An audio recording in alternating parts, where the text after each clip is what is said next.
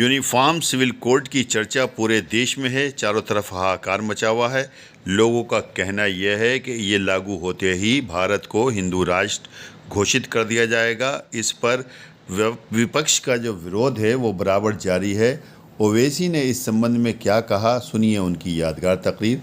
बिना कोई frame miss किए हुए इस पूरी वीडियो को देखिए और एक एक पॉइंट पर गौर कीजिए कि ओवैसी साहब ने इस पर क्या। दोस्तों, मैं आरिफ खान एक बार फिर क्राइम एक्सपोजर न्यूज़ रूम से आपके सामने नए मुद्दों और ताज़ा खबरों के साथ।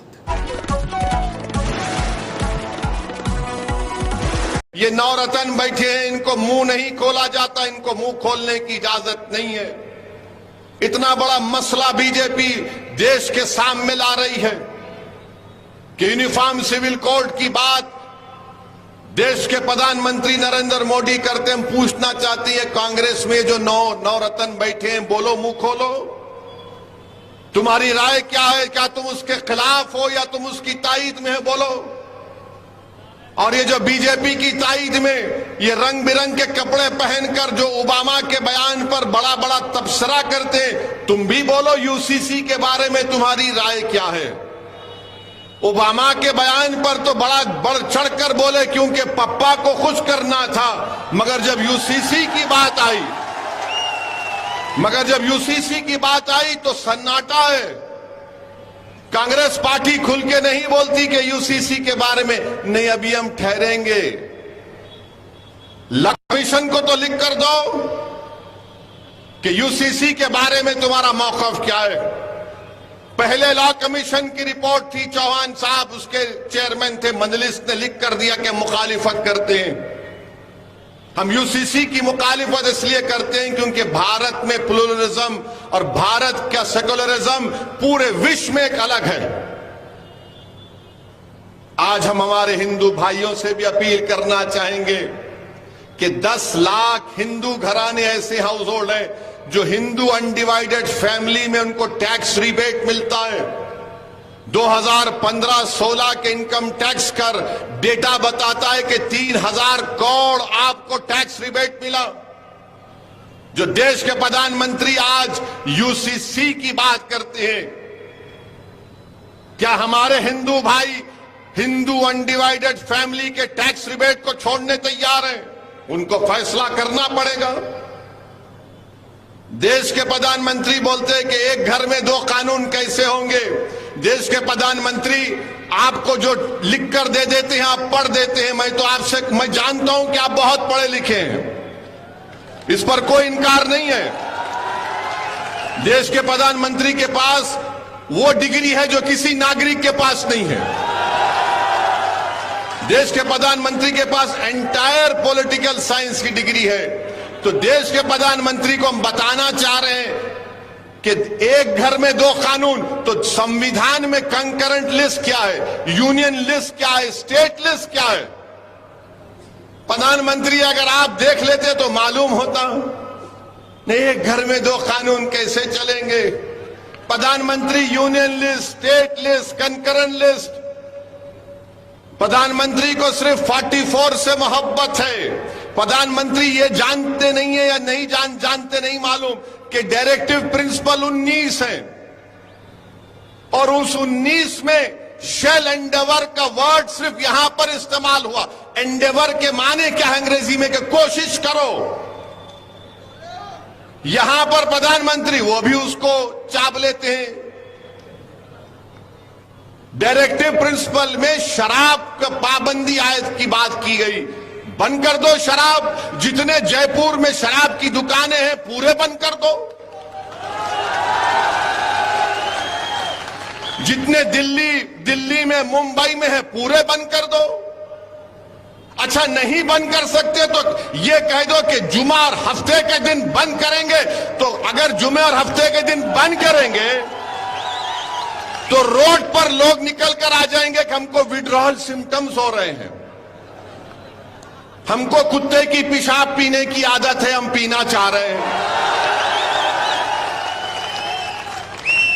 वो डायरेक्टिव प्रिंसिपल की बात नहीं होती। डायरेक्टिव प्रिंसिपल में यह भी है संविधान में कि भारत की दौलत सब में बराबर बांटी जाए, मगर भारत की दौलत किसके पास है?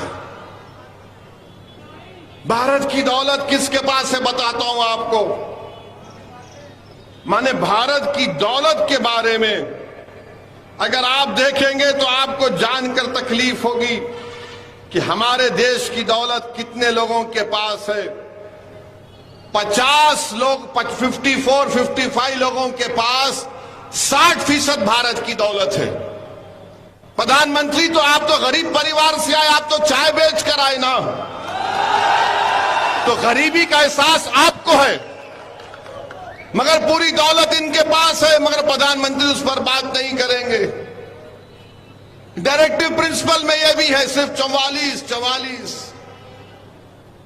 भारत के प्रधानमंत्री को जानना चाहिए कि यह भारत है, यह भारत है। यहां पर प्रधानमंत्री बात करते समानता के लिए। प्रधानमंत्री, समानता अनेकता अलग चीज है। ये देश मुख्तलिफ रंग का है, इसलिए नेहरू ने कहा था कि भारत क्या है, भारत एक रजाई की तरह है। नेहरू ने कहा था जिसमें रंग बिरंग के कपड़े लगे हुए, ये भारत की खूबसूरती है। भारत के प्रधानमंत्री समानता की बात करते हैं। मेरे देश के प्रधानमंत्री को कोई समझाए जाकर के समानता और अनेकता अलग अलग चीज है। भारत के प्रधानमंत्री को समझना चाहिए कि नॉर्थ ईस्ट में संगमा चीफ मिनिस्टर हैं मेघालय के, उन्होंने तनकीद की बीजेपी के साथ हैं कि इस देश में यूनिफॉर्म सिविल कोड लाया जाएगा तो मेघालय, नागालैंड, नॉर्थ ईस्ट में लोग रोड पर निकल कर आ जाएंगे। आसाम में, नॉर्थ ईस्ट में आप बीजेपी आरएसएस से पूछो कि मुसलमान एक से ज्यादा शादी करता, अरे रिकॉर्ड है तो बताओ, बताओ रिकॉर्ड है तो कि हम कितनी शादियां करते हैं और हमारे हिंदू भाई कितनी दूसरी शादियां करते हैं। सिर्फ 0.6% का फर्क है जो लास्ट डेटा बनाया गया था, एक शादी से ज्यादा का। मगर बीजेपी के पास नहीं, बोल दिया इनको कि मुसलमान बहुत, अरे कहां है डेटा बताओ। नॉर्थ ईस्ट में पॉलीगमी नहीं, पॉलीएंड्री भी होती है। पॉलीएंड्री का मतलब क्या है कि एक खातून कई मर्दों से शादी करती है। खत्म करेंगे बीजेपी आरएसएस वाले पॉलीएंड्री को। आर्टिकल 371 के अख्तियारात को खत्म करेंगे आप, उस पर कोई बात नहीं करते। भारत के प्रधानमंत्री को जानना चाहिए कि अंग्रेजी का जो वर्ड है, देश अब तक मजबूत रहा क्यों, यूनिटी एंड डाइवर्सिटी के नाम पर। मगर नरेंद्र मोदी देश को 2 मिनट नूडल की तरह चलाना चाहते हैं। 2 मिनट में नूडल बनता ना, खोलो डालो गरम पाक खा लो। देश के प्रधानमंत्री, ये भारत है, 133 करोड़ का देश है, इसको 2 मिनट नूडल की तरह नहीं चला सकते आप।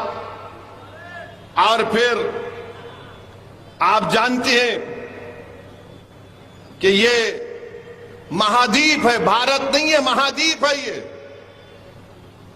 यहां पर आप यूसीसी की बात करते हैं, क्या यह बात सच नहीं है कि जमींदारी अबॉलिशन हो गया, मगर हमारे हिंदू बेटियों को एग्रीकल्चर लैंड नहीं दिया जाता, उसका प्रोटेक्शन संविधान के 6 शेड्यूल में डाल दिया गया।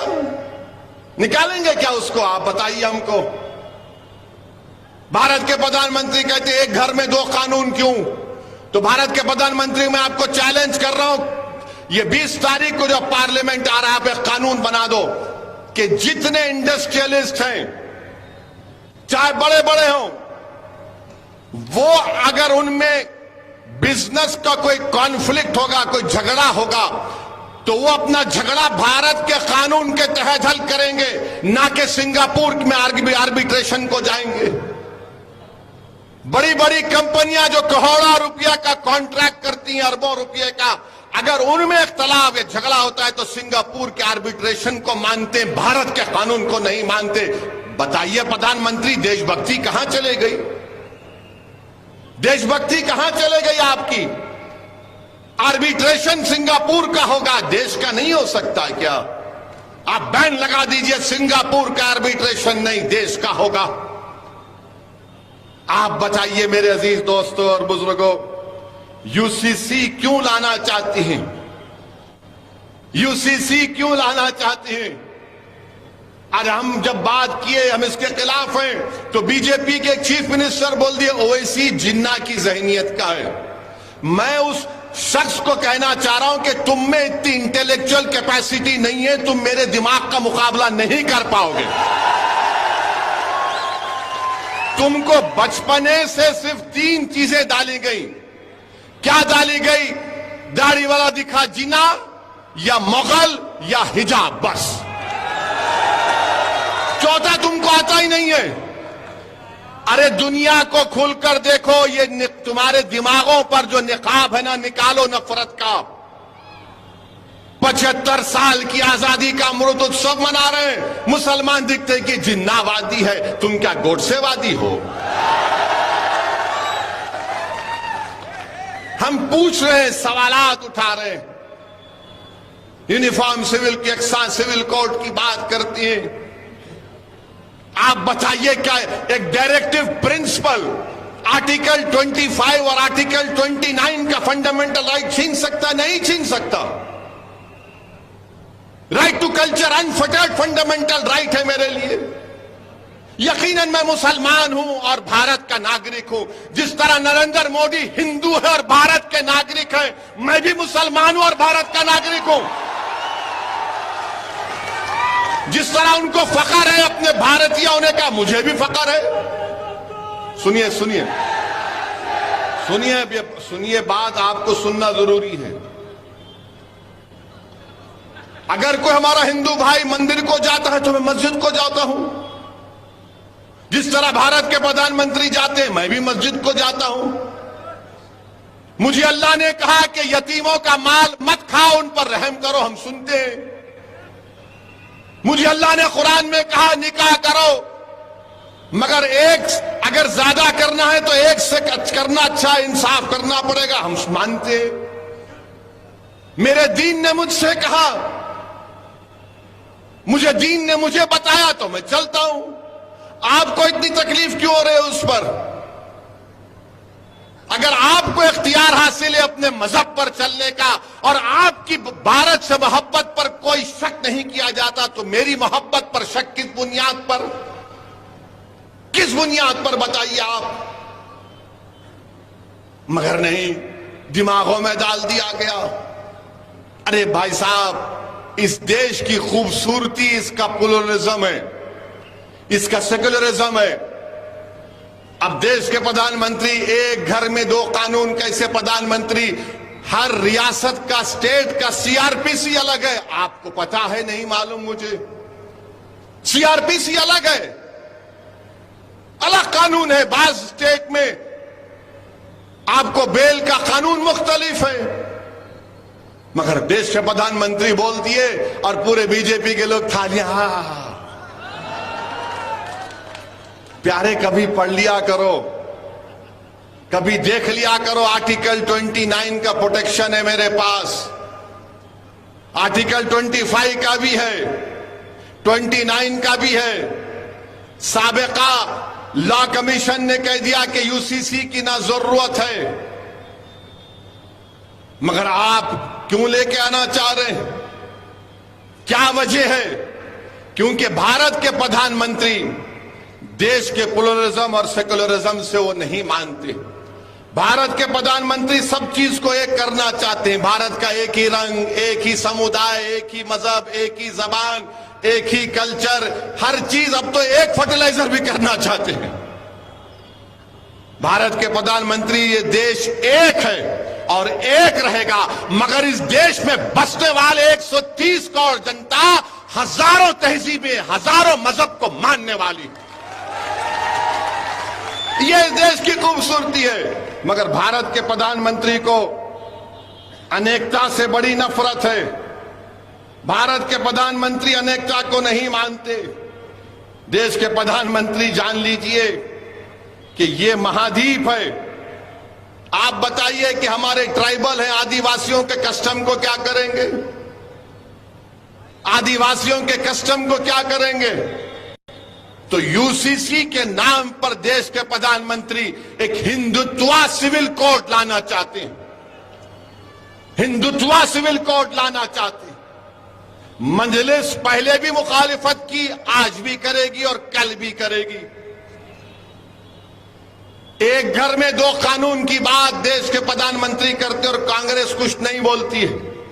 कांग्रेस बोलती है नहीं अभी बिल आने देखेंगे क्या होगा। कांग्रेस पार्टी आप मुंह कब खोले, आप मुंह कब खोले, मगर कांग्रेस पार्टी को और बीजेपी के लोगों की याद दिलाना चाहता हूं। मौलाना अबुल कलाम आजाद ने कहा था कि मुझे फख्र है इस बात का कि 1000 साल से भारत में इस्लाम है। मौलाना अबुल कलाम आजाद ने इस देश के पहले एजुकेशन मिनिस्टर थे, फ्रीडम फाइटर थे। उन्होंने कहा कि मैं अगर मुसलमान हूं तो मुझे इस बात मुझे नहीं रोकती कि मैं भारत के चप्पे चप्पे से मोहब्बत करूं। मगर यूसीसी को लाया जाने की बात देश के प्रधानमंत्री कर रहे हैं। देश के प्रधानमंत्री आपने जल्दबाजी में किसानों का कानून लेकर आया, आपने बदनाम किया भारत के किसानों को। आपके पार्टी के लोगों ने ये आतंकवादी है, फुला खालिस्तानी है, वहां मगर आपको कानून वापस लेना पड़ा। आपको हम कह रहे हैं कि सोच लीजिए, चुनाव जीतने के लिए अगर आप कोई काम करना चाह रहे हैं तो याद रखिए मेरा फंडामेंटल राइट मुझसे कोई नहीं छीन सकता। चाहे वो आर्टिकल 25 हो, 29 हो, राइट टू इक्वालिटी हो, ये तमाम चीजें हमको इस बात की गारंटी देती हैं कि हम अपने मजहब पर चलें, अपने कल्चर पर चलें। और हम रोज देखते हैं मीडिया वाले यूसीसी की बात हो रही, बुरखा में बहन को दिखा रहे हैं। यूसीसी की बात हो रही, बुरखा में बहन को दिखा रहे। अरे दिखाने वालों, बिल्किस बानो को दिखाओ, बिल्किस बानो को दिखाओ ना। जुनैद और नसीर के घर के उन बच्चों को दिखाओ। मॉब लिंचिंग के नाम पर जो मारा जा रहा है उनको दिखाओ। गुजरात में एक प्राइवेट स्कूल में ईद उल अजहा क्या है, एक ड्रामा किया गया तो बच्चों के सर पर, बच्चे मासूम होते हैं, स्कूल में टोपी सर पे कुछ पहन लिए, का कपड़ा लगा लिए तो स्कूल की प्रिंसिपल को निकालना पड़ा। मगर नहीं, इनको इतनी मोहब्बत है। अरे अगर आपको इतनी मोहब्बत है मुस्लिम महिलाओं से, मुसलमानों से, तो फिर बिल्किस बानो को, जिसकी अस्मत रेजी जिन्होंने बिल्किस बानो की उसकी मां की कत्ल किया, उसका रेप किया, देश के प्रधानमंत्री उसको जेल को भिजाओ। आप यूसीसी की बात करेंगे मगर मजहब तब्दीली का कानून बीजेपी बनाती है। यूसीसी की बात करेंगे मगर गुजरात में एक हिंदू मुसलमान को घर नहीं बेच सकता, एक मुसलमान हिंदू को घर नहीं बेच सकता, मगर यूसीसी की बात करेंगे।